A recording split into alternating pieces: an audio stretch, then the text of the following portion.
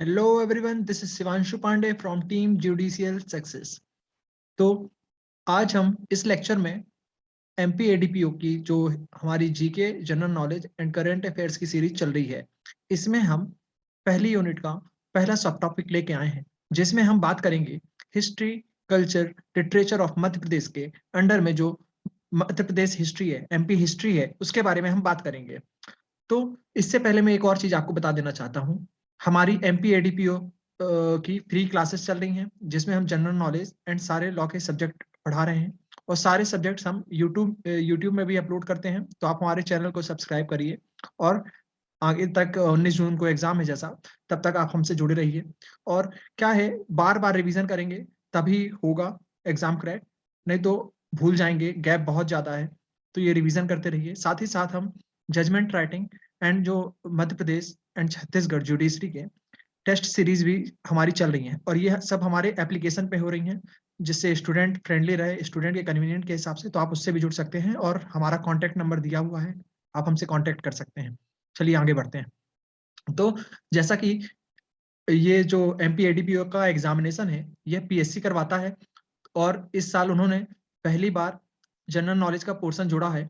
तो आपको अगर प्रीवियस ईयर क्वेश्चन पेपर देखने हैं, तो आप एमपीपीएससी के जो 5 टॉपिक हमारे एमपी एडीपीओ में आ रहे हैं, वही 5 टॉपिक आप पुराने पीएससी के जो एग्जामिनेशन के पेपर होते हैं उनको देखिए, उनसे छाटिए, और या मार्केट में बुक मिले तो वैसे क्वेश्चंस अलग करके और उनको एनालाइज करिए कि किस डेप्थ में पूछता है, क्या पूछता है, क्योंकि तभी क्लियर होगा, वरना आप कंफ्यूज रहेंगे कि जीके में पढ़ना क्या है।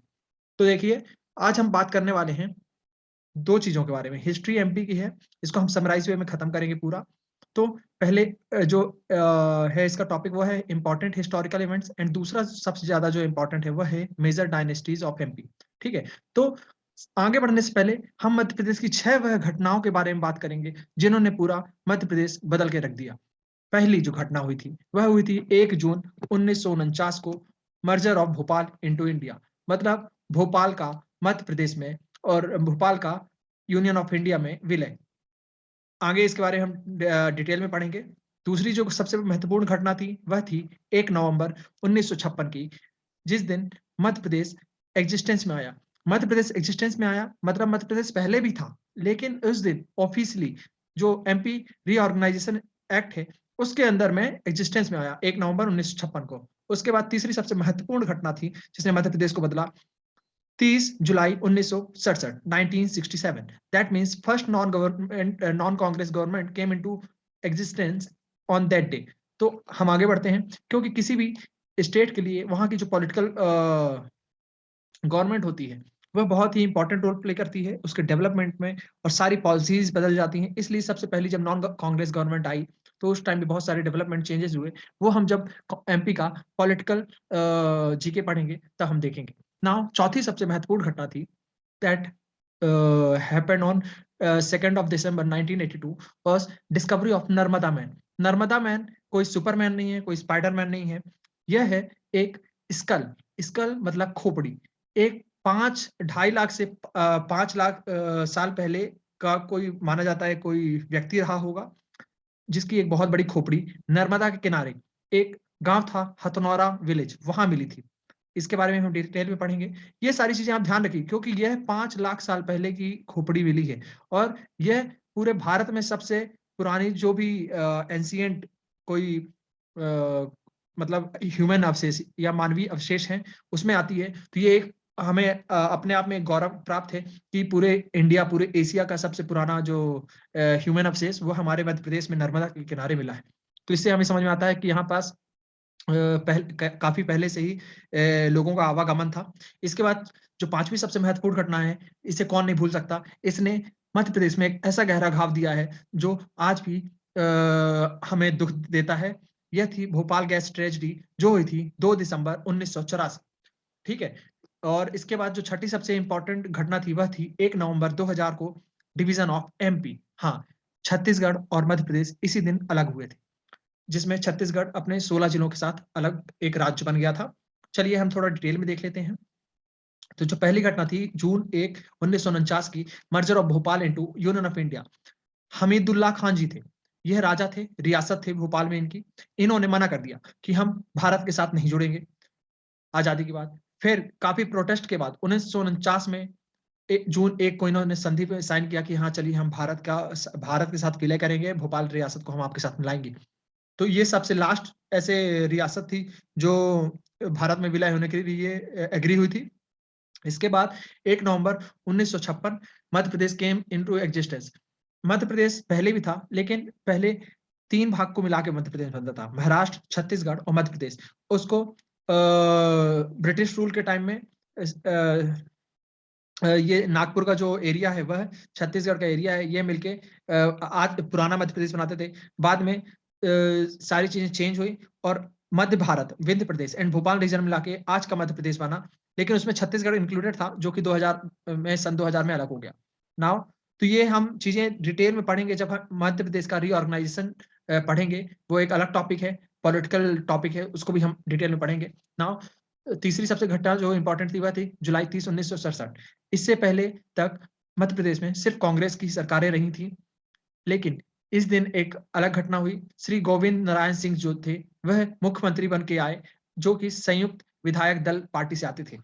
आफ्टर दैट चौथी सबसे इंपॉर्टेंट घटना जो थी, और ये आपको साथ ही साथ डेट में बता रहा हूँ 2-3 बार, इसका मतलब ये है कि ये आपको डेट याद रखनी है, क्योंकि ये पीएससी बार बार पूछता है और ये 6 डेट बहुत ही इंपॉर्टेंट है आपके लिए, आप ध्यान रखिए, है ना।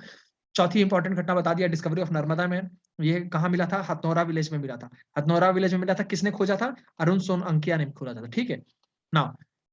भोपाल गैस ट्रेजेडी आपको सब मालूम है कि क्या हुआ था क्या नहीं हुआ था, लेकिन इसमें आपको कंपनी का नाम याद रखना है, किस कंपनी की गलती की वजह से हमारे 15,000 जो राज्यवासी थे उनकी मौत हो गई थी।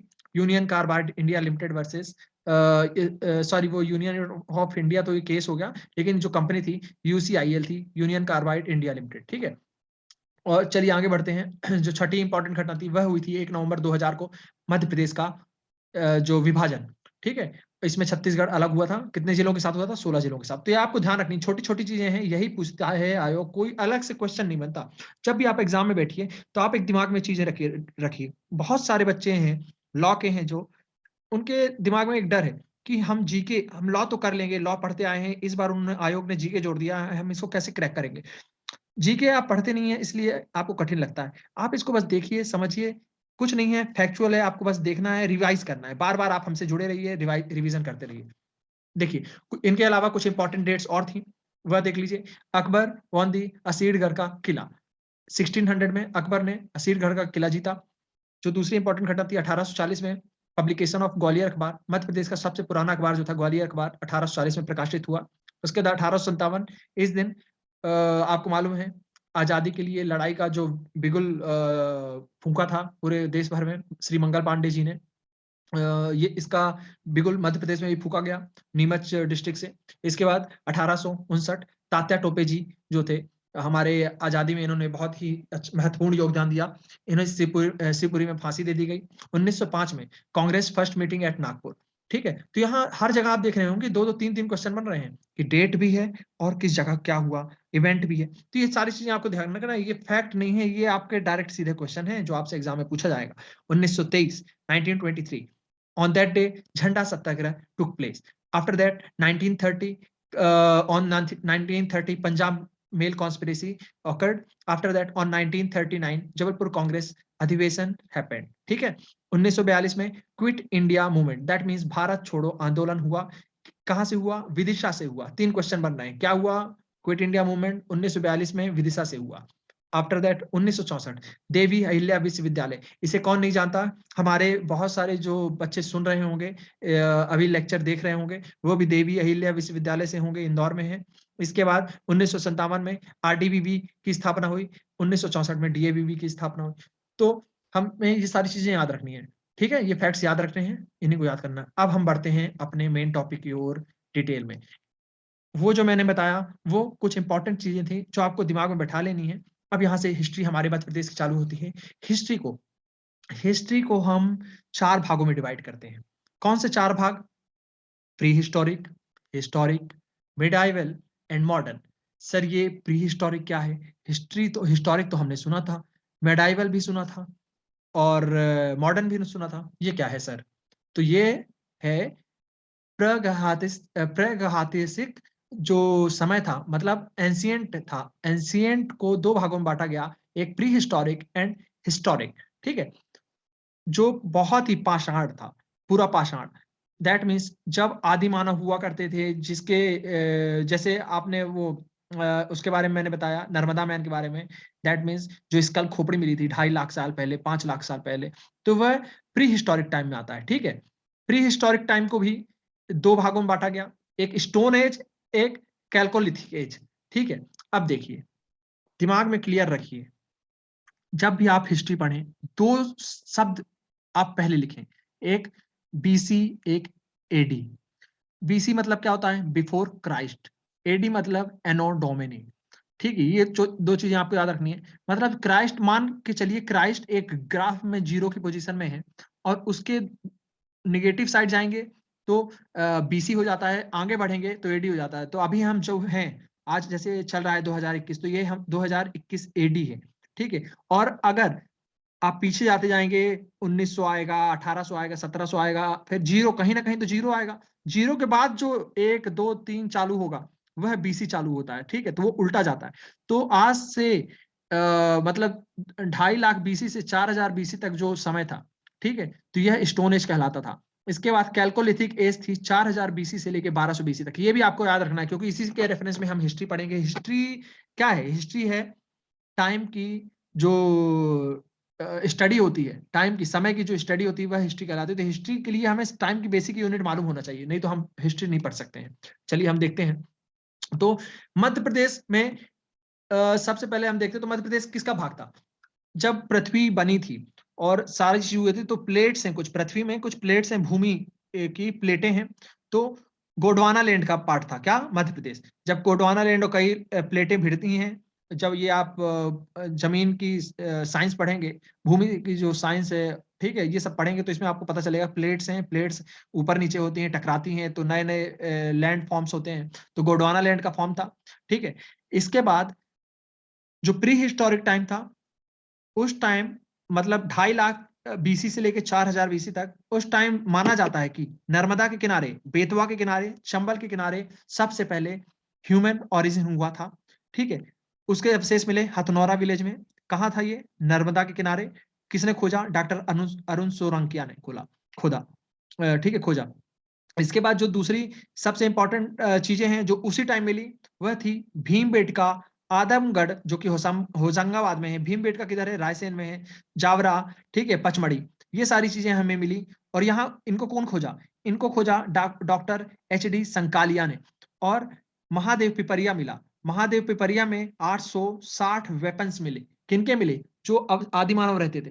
तो ये जो ऊपर सेक्शन में लिखे हुए हैं, ये स्टोन एज के टाइम की जो अवशेष मिले हैं मध्य प्रदेश में, वो हैं। ये आपको ध्यान रखना है, क्योंकि क्वेश्चन अगर पूछ लिया कि हथनौरा विलेज किस लिए फेमस था, तो आपको लिखना है कि प्री हिस्टोरिक टाइम में यहाँ पास नर्मदा मैन का जो स्कल था वह मिला था। प्रश्न पूछ लेगा, कैसा भी पूछ लेगा, किसने खोजा था? डॉक्टर अरुण सोलंकिया ने खोजा था। इसके बाद कैल्कोलिथिक एज को ताम्रपाषाण युग भी बोलते हैं। मतलब इस टाइम लोग औजार यूज करना चालू कर दिए थे।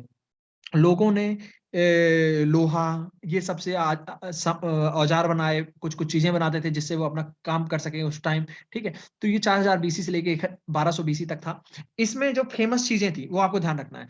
ताम्रपाषाण युग में जो फेमस जगह थी वो याद रख लीजिए। नावदा टोली, नागदा, आवरा, एरण, काया था। एरण जो था ये सागर के पास है, आपको ध्यान है, ठीक है। नागदा है, नागदा रायसेन के पास है।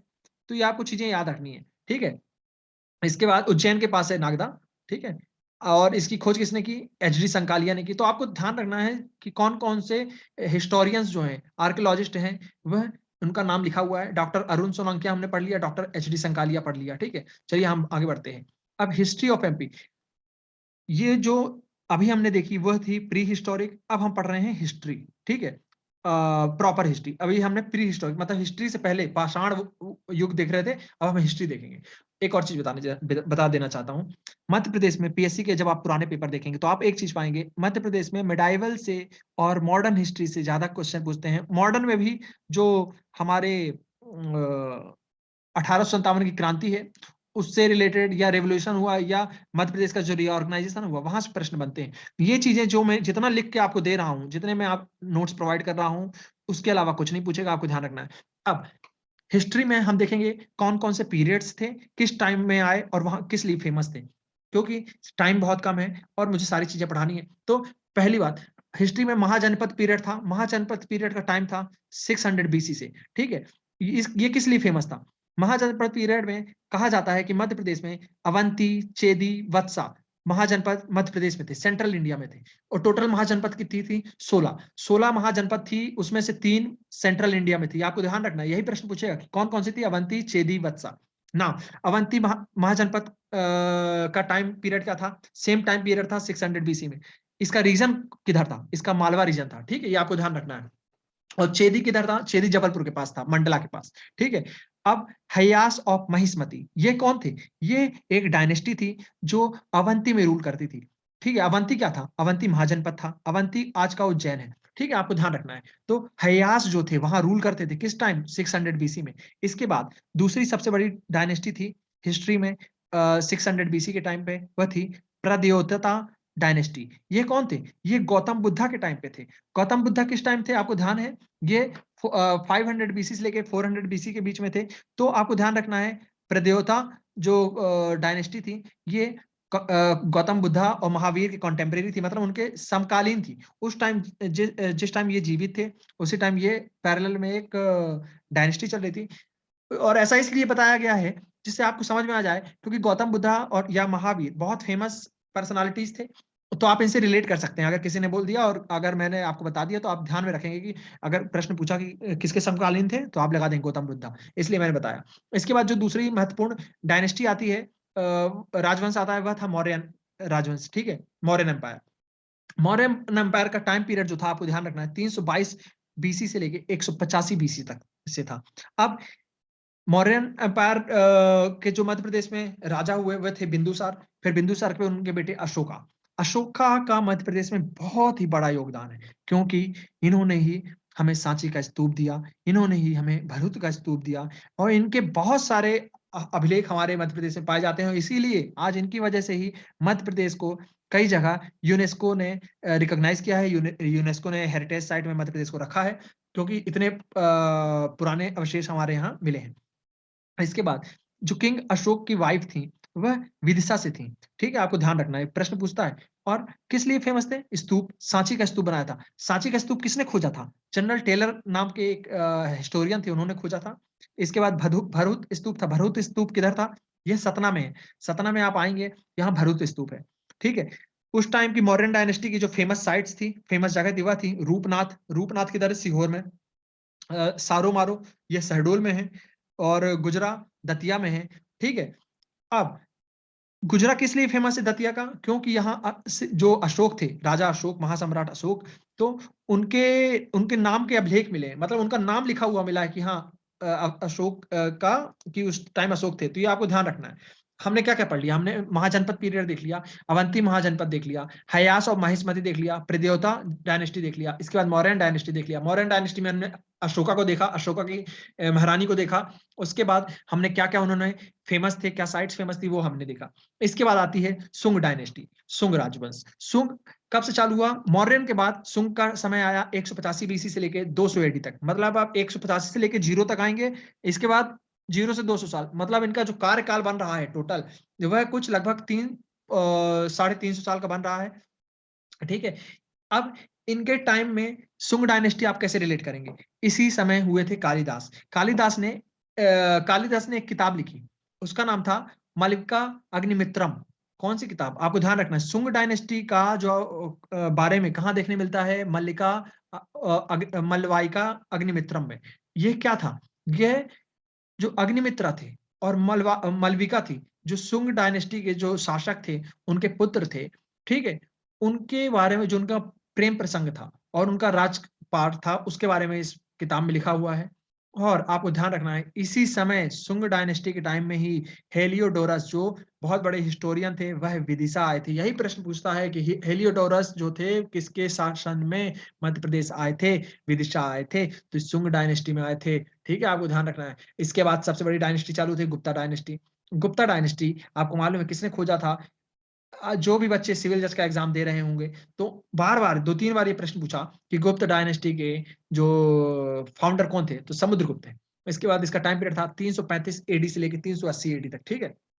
अब गुप्त डायनेस्टी में क्या के कौन सी फेमस साइट है? वह है एरन मॉन्यूमेंट। एरन के जो बहुत सारे मॉन्यूमेंट्स बने हुए हैं, वह एरन किधर है? सागर में है। इसके बाद मंदसौर में सूर्य टेम्पल है, सूर्य मंदिर है, ठीक है? इसके बाद पार्श्वनाथ का मंदिर है, पार्श्वनाथ की मूर्ति है, ये किधर है? रायसेन में। तो ये गुप्ता डायनेस्टी के लिए फेमस है। तो आपको ध्यान रखना है, प्रश्न पूछेगा कि पार्श्वनाथ का जो स्टैचू है किस पीरियड में बनाया गया, किस डायनेस्टी ने बनाया? तो गुप्ता डायनेस्टी ने बनाया है। उसके बाद सूर्य टेम्पल मंदसौर का किस डायनेस्टी ने बनाया? तो गुप्ता डायनेस्टी ने बनाया, ठीक है? ये आपको ध्यान रखना है। चलिए आगे बढ़ते हैं। अब यहाँ मैंने एक आपके लिए अलग से लिख दिया है कि किस आर्कियोलॉजिस्ट ने या किस हिस्टोरियन ने क्या चीज खोजी। नर्मदा घाटी किसने खोजी? नर्मदा घाटी खोजी मैक क्राउन ने, एच.डी. संकालिया ने, आर.बी. जोशी ने।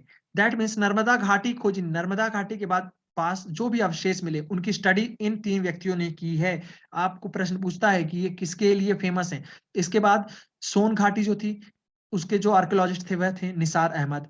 रीवा सतना जो थे इनके जो स्टडी करता थे, इनकी जो स्टडी कर रहे थे वह थे जी.आर. शर्मा। चंबल घाटी जो थे उनको वाकाटकर देख रहे थे। वाकाटकर जी भी बहुत ही प्रतिभाशील व्यक्ति थे और इन्होंने काफी काम किया है मध्य प्रदेश के लिए, तो इनका नाम आपको ध्यान रखना है। इसके बाद जो 5वें महत्वपूर्ण व्यक्ति थे वह थे बीबी लाल जी। इन्होंने ग्वालियर एरिया के बारे में स्टडी की। ग्वालियर एरिया में आर्कियोलॉजी का जितना भी काम रहा। और आर्कियोलॉजी क्या होती है? अवशेष खोजना, खुदाई करना। आप देखते होंगे डिस्कवरी चैनल में कि कुछ व्यक्ति रहते हैं, कहीं खुदाई करते रहते हैं और ये तो इनका बहुत बड़ा योगदान रहता है। ये हमारे हिस्ट्री कल्चर को के बारे में जानने में मदद करते हैं कि हमारा पास्ट क्या था, हमारा अतीत क्या था। और आपको मालूम है, एक बात कही जाती है, किसी भी व्यक्ति को आगे बढ़ने के लिए उसको अपना अतीत जानना बहुत ज़रूरी होता है कि वह कौन था, वह कहाँ से आया, ठीक है? अतीत हमें आगे बढ़ने में मदद करता है। नाउ आगे बढ़ते हैं। History during medieval period. अब हमने क्या-क्या देख लिया? हमने प्री हिस्टोरिक पीरियड देख लिया, हिस्टोरिक पीरियड देख लिया। प्री हिस्टोरिक में हमने क्या-क्या देखा? हमने स्टोन एज देखा जो कि 2.5 लाख साल पहले से लेके 4000 बीसी तक था। उसके बाद 4000 बीसी से लेके 1200 बीसी तक हमने कैथोलिथिक एज देखा, ताम्रपाषाण युग देखा। उसके बाद हमने हिस्ट्री पीरियड देखा। हिस्ट्री में हमने सारी चीजें देखी। हमने बताया कि कहाँ-कहाँ कौन-कौन सी चीजें गुप्ता डायनेस्टी में क्या था और कौन सी डायनेस्टी में क्या था, ठीक है? इसके बाद हम आते हैं मिडाइवल हिस्ट्री। मिडाइवल हिस्ट्री से थोड़ा हमारे लिए मध्य प्रदेश इंपॉर्टेंट हो जाता है क्योंकि ये जितना-जितना हम पास आते जाएँगे उतनी चीजें हमें ज़्यादा एग्ज़ाम में पूछी जाती हैं। इसमें सबसे फेमस जो डायनेस्टी थी गुर्जरा प्रतिहारा थी, परमार डायनेस्टी थी, चंदेल थे, कलचुरी शासक थे, बुंदेला थे, बघेल थे, तोमर डायनेस्टी थी। ये आपको ध्यान रखना है और इनके नाम आप सुनते भी होंगे। अब इनके नाम आप क्यों सुनते हैं? क्योंकि मैं बता रहा हूँ आप वही सुनते हैं जो आपको दिखाया जाता है। बार-बार प्रश्न इन्हीं से बनते हैं। किताबों में इनके बारे में ज़्यादा डिस्क्रिप्शन तो आपको ये चीज़ें पता है, ठीक है? तो गुर्जरा प्रतिहारा का जो टाइम था वह 700 एडी से लेके 1100 एडी तक था, ठीक है? और इनको जो खोजा था, इनके जो महत्वपूर्ण शासक थे वह थे नागा भाटा 2, ठीक है? नागा भाटा 2 नाम से एक राजा थे। वो इसके महत्वपूर्ण शासक थे और इसका एरिया क्या था? इसका एरिया था मालवा, उज्जैन और कन्नौज।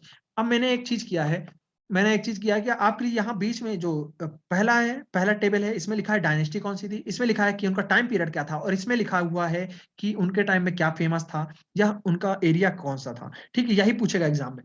परमार डायनेस्टी, इनका शासनकाल था 1010 एडी से लेके 1060 एडी तक, ठीक है? कौन से राजा ने परमार डायनेस्टी को बनाया? किंग भोज, राजा भोज। आपको बहुत इंपॉर्टेंट क्वेश्चन है, बहुत बहुत बार पूछता है कि राजा भोज किस सल्तनत के या किस राजवंश के राजा थे, तो आपको ध्यान रखना है परमार डायनेस्टी के।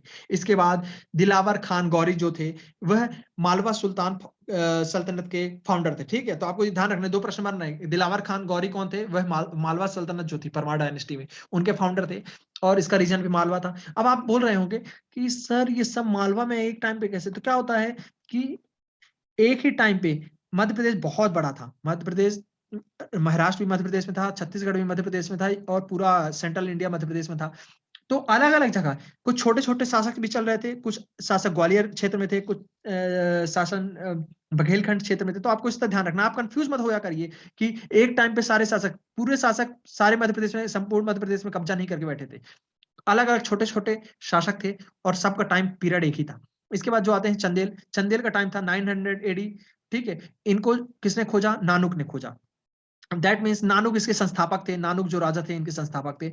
अब इसमें क्या क्या चंदेल में फेमस था? चतुर्भुज मंदिर, चतुर्भुज मंदिर आप सब जानते हैं किधर है? खजुराहो में है। ठीक है, खजुराहो का पूरा नाम क्या था? खजूर वाहक। ये आपको ध्यान रखना है, खजूर वाहक नाम था और इसीलिए वह फेमस है। ठीक है, चतुर्भुज मंदिर फेमस था, कंदरिया महादेव मंदिर था। ठीक है, तो आपको ये सारी चीजें याद रखनी है। कंदरिया महादेव मंदिर किसने बनवाया? यह जो राजा विद्याधर थे, राजा विद्याधर ने बनवाया। राजा विद्याधर कौन थे? चंदेल शासक थे।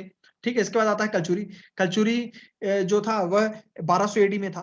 किधर था? त्रिपुरी में था। त्रिपुरी क्या है? त्रिपुरी आज का जबलपुर है। ठीक है, इसके बाद इन्होंने मंडला में, चेदी में शासन किया। चेदी से आपको क्या ध्यान आ रहा है? चेदी एक महाजनपद थी, चेदी, अवंती और बत्सा। ठीक है, तो ये सारी चीजें आपको इस तरह रिलेट करनी हो, मैंने इसीलिए डायरेक्ट लिखी कि आप बार बार रिलेट करके पढ़िए। ठीक है, बुंदेला एंड बघेल। अब बुंदेला बघेल किस साइड थे? ये रीवा, सतना, शहडोल, सीधी, यहाँ ये लोग थे छतरपुर साइड। और इनका टाइम पीरियड क्या था? 1600 एडी। ठीक है, और ये ओरछा से स्टार्ट हुए। इसके बाद इनके जो राजा थे, संस्थापक थे, वह रुद्र प्रताप सिंह थे। सबसे जो अंत में आते हैं तोमर डायनेस्टी। तोमर डायनेस्टी जो भी ग्वालियर के होंगे उन्हें मालूम होगा कि तोमर डायनेस्टी ने वहां क्या क्या काम किए हैं। ये इसका जो टाइम पीरियड था वह 1400 एडी से लेकर 1525 एडी तक था। ठीक है, अब ग्वालियर का नाम लिखा है यहाँ गोपांचल लिखा है, तो गोपांचल किसी व्यक्ति का नाम नहीं है, गोपांचल ग्वालियर का ही पुराना नाम है। तो आपको ये ध्यान रखना। तो मैंने यहाँ जितनी भी सारी चीजें लिखी हैं आपको एग्जाम में पूछेंगे। इनका जो शासनकाल था वह 125 साल का था। इनके जो राजा थे वह लास्ट शासक थे वह थे राजा विक्रमादित्य, जो कि मान सिंह के बेटे थे। ठीक है, और ये जो पानीपत का पहला युद्ध हुआ था उसमें मारे गए थे। ठीक है, अब इनके बारे में कहाँ लिखा हुआ है? तोमर डायनेस्टी के, आप जब वृंदावन लाल शर्मा जी की एक किताब है, ठीक है, मृगनयनी, तो उसमें आप पढ़ेंगे तो उसमें तोमर डायनेस्टी के बारे में सारा डिटेल लिखा हुआ है। इसके बाद हम आगे बढ़ते हैं। अब आते हैं एमपी की जो मॉडर्न हिस्ट्री है। तो अभी हमने क्या क्या देख लिया? हमने प्री हिस्टोरिक एज देखी, हिस्टोरिक एज देखी, मेडाइवल एज देखी, अब मॉडर्न हिस्ट्री पे आ गए हैं। ठीक है, तो इसमें कई चीजें हैं। मॉडर्न हिस्ट्री का मैं एक और डिटेल लेक्चर लेके आऊंगा, क्योंकि यहाँ मैं समराइज में पढ़ा रहा हूँ और आप हमारे जो क्लासरूम प्रोग्राम चल रहे हैं उसमें आप रेगुलर क्लासेस भी ले सकते हैं। ठीक है, जीके फ्री ऑफ कॉस्ट चल रहा है। आप हमारे टेलीग्राम चैनल पे ये जो सारी नोट्स हैं, ये नोट्स वहाँ प्रोवाइड करवा दिए जाएंगे, आप वहाँ से ले लीजिएगा। और हमारा एप्लीकेशन भी है, उसमें रेगुलर टेस्ट सीरीज डाली जाती हैं, वह भी आप अटेम्प्ट कर सकते हैं। मुगल रूल, मुगल रूल 1556 से लेके 1605 था उसका टाइम पीरियड। इसके बाद मराठा, मराठा का टाइम जो था 1720 से लेके 1760 था। अब इनके बारे में मैं कल बताऊंगा, दूसरा जो लेक्चर लेके आऊंगा उसमें डालूंगा, क्योंकि शॉर्ट टाइम में हम मुगल और मराठा के बारे में नहीं बता सकते, ये बहुत बड़ी रियासतें थी। इसके बाद द ब्रिटिश रूल। अब ब्रिटिश रूल मध्य प्रदेश में बहुत ही महत्वपूर्ण रोल था, क्योंकि मध्य प्रदेश में भी इनका इन्होंने कई सारे काम किए और कई जगह घटनाएं भी हुई को अंजाम दिया, तो इसलिए इनका इंपॉर्टेंस है। इनका समय पीरियड जो था, समय काल वह था 1775 से लेकर 1820 तक। इन्होंने कई युद्ध लड़े। ठीक है, 1775 से लेकर 1820 के बीच मराठा और ब्रिटिश में कई युद्ध हुए। जो यहाँ के मध्य प्रदेश के शासक थे वो बचाने की कोशिश में लगे थे कि मध्य प्रदेश अंग्रेजों के हाथ में ना जाए, लेकिन उनके पास टेक्नोलॉजी थी और उन्होंने युद्धों से सारे राजाओं को और उल्लू बना के और विभाजन करके आपसी में फूट डालो की नीति उनकी थी, फूट डालते थे और राजाओं को लड़ाते थे और खुद शासन करते थे। तो ये सारी चीजें करके उन्होंने शासन ले लिया और उसके बाद वो 200-250 साल हमारे यहाँ शासन किए।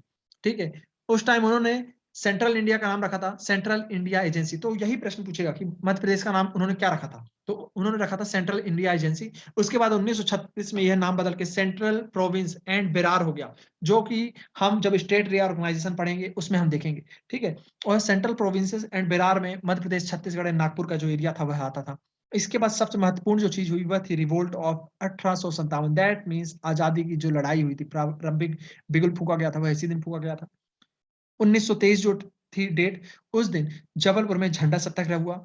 1930 में सिविल डिसोबीडियंस मूवमेंट हुआ, किधर हुआ? जबलपुर में हुआ। ठीक है। सिवनी में क्या हुआ? सिवनी में ब्रेकिंग जो नमक कानून था वह तोड़ा गया। किसने तोड़ा था? दुर्गा शंकर मेहता ने। तो यहाँ 3 प्रश्न बन रहे हैं। सिवनी में क्या हुआ था? नमक कानून तोड़ा गया था। किसने तोड़ा था? दुर्गा शंकर मेहता ने तोड़ा था। तो आप ये समझिए, ठीक है। 1930 में ही जंगल सत्याग्रह हुआ था। ये कहाँ हुआ था? सिवनी में हुआ था। तो आप समझ रहे हैं, सिवनी के जो लोग सुन रहे होंगे, मुझे दर्शक या जो भी एस्पिरेंट्स होंगे, वह कितने खुश होंगे कि हमारे यहाँ एक आज़ादी का बहुत ही बड़ा योगदान है। 1931 में क्या हुआ? छतरपुर में चरण पादुका जो इंसिडेंट था, वह घटित हुआ। इसमें क्या हुआ? जैसे जलियांवाला बाग में जनरल डायर ने गोलियां चलवाई थी, इसी तरह यहाँ कर्नल फिशर थे। इनका नाम ध्यान रखना है। जो कर्नल फिशर थे, इन्होंने 6 लोगों को गोली मार के हत्या कर दी। ठीक है। तो आपको ये नाम भी ध्यान रखना है इनका, कौन थी ये, किस तिथि में हुआ, किस दिनांक को हुआ, और क्या कितने लोग मरे गए। तो 6 लोग मारे गए थे। 1939 इस दिन विनोबा भावे ने जबलपुर में आजादी के लिए मतलब लड़ाई लड़ी। इसके बाद चंद्रशेखर आजाद जो थे, यह अली राजपुर के थे। तो आपको ये भी आपको ध्यान रखना है, क्योंकि ये प्रश्न पूछता है और यही प्रश्न पूछे जाएंगे। ठीक है। अभी आपने जिन भी बच्चों ने छत्तीसगढ़ एडीपीओ का एग्जामिनेशन दिया होगा, तो उन्होंने देखा कितने बेसिक क्वेश्चन पूछे थे। लेकिन वो हमें ऐसा लग रहा था, बच्चों ने हमें बताया कि उनको ध्यान ही नहीं आ रहे थे कि ये क्या है। साइंस के क्वेश्चन पूछे थे इस तरह। तो आपको ध्यान रखना, बेसिक चीजें ही पूछेंगे, कोई डेप्थ में नहीं पूछता। लेकिन हमें ध्यान नहीं आता। क्यों नहीं आता? क्योंकि रिवीजन नहीं करते। तो आपको ध्यान रखना है, ठीक है। इसके बाद कल हम जो नेक्स्ट वीडियो अपलोड करेंगे, उसमें हम 3 फेमस जो राजवंश थे उनके बारे में डिस्कस करेंगे। होलकर, सिंधिया एंड भोपाल की जो रियासत थी। ठीक है। आज के लिए इतना ही है। और मैं आपको यहाँ दिखाना चाहूंगा एक मध्य प्रदेश का नक्शा, अभी आप देख पा रहे होंगे।